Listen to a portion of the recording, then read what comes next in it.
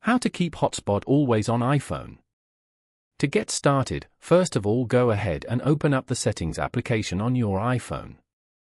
Settings allow users to customize, control, and secure your devices. Once you're here, scroll down and tap on Battery. On this page, locate and turn off the low power mode switch as shown. Now, go back to the Settings page and tap on Display and Brightness. Here, scroll down and tap on Auto Lock. Then, select Never. A checkmark will appear next to Never, confirming your selection.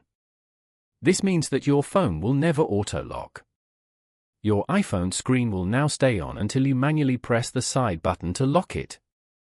Following these steps, you can easily keep the Hotspot always on an iPhone. Thank you for watching. Please leave a like if this tutorial helped you, or leave a comment below if you have any questions related to the video.